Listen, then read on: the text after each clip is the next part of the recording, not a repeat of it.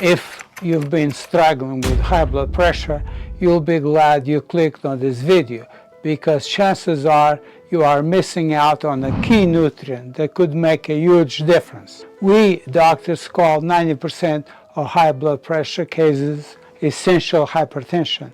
Sometimes we call it idiopathic hypertension. It's just a fancy way of saying that we don't know what's causing it. Convenient? Right.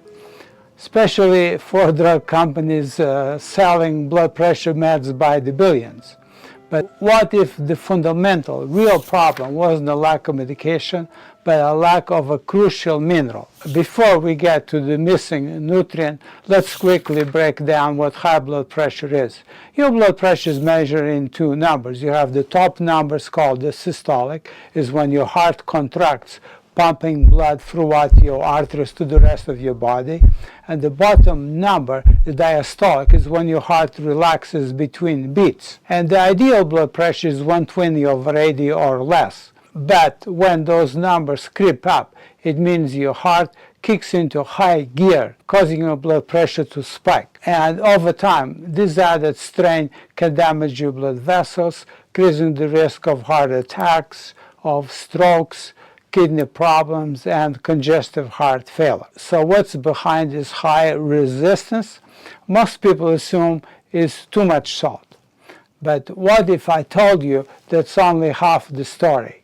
The real problem is not just too much sodium, it's also not enough potassium. There's a strong link between potassium deficiency and high blood pressure. In fact, many cases of so-called essential hypertension could be caused by low potassium levels. When your body doesn't have enough potassium, your blood vessels stay constricted and your heart works harder and your blood pressure spikes. Do you want to lower your blood pressure without medications?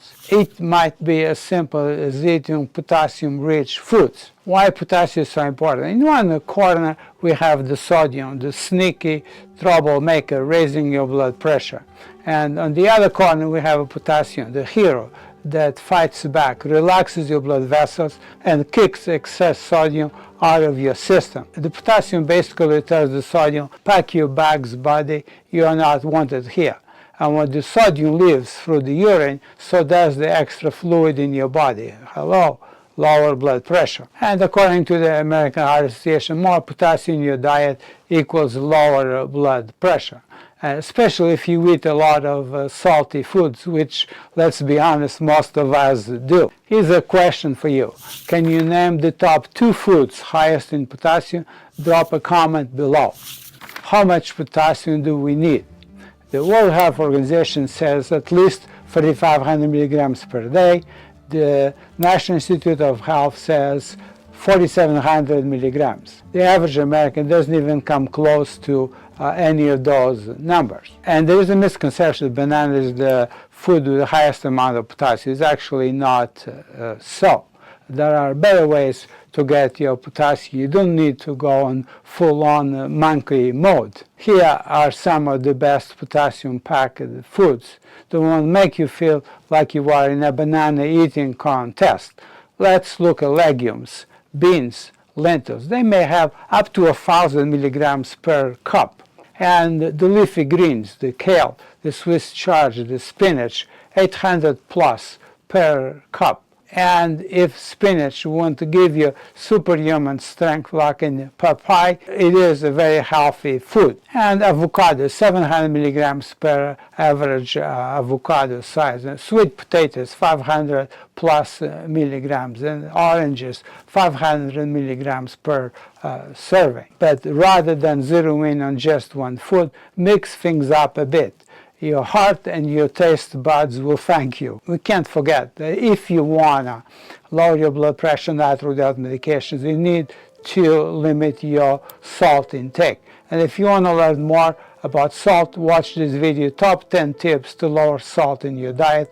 I'll put the link above and on the description below. How much potassium can you lower your blood pressure? You can expect a reduction of 4 to 5 millimeters on the upper number systolic, 2 to 3 millimeters on the lower number, the diastolic. but for some people you may lower up to 10 millimeters of mercury.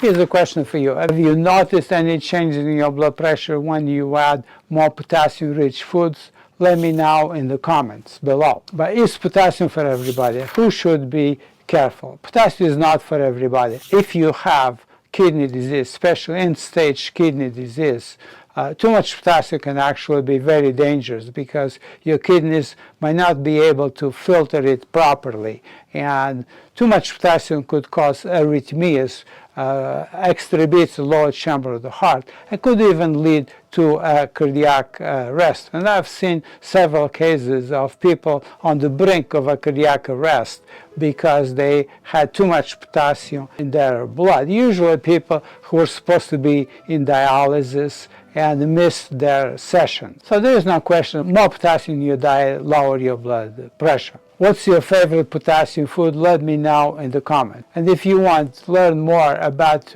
ways to lower your blood pressure naturally without medication, check out this video, Top 10 Ways to Lower Your Blood Pressure Naturally Without Medications. I'll put the link above and in the description below. And remember, your health, your most precious asset. Take control. See you next video.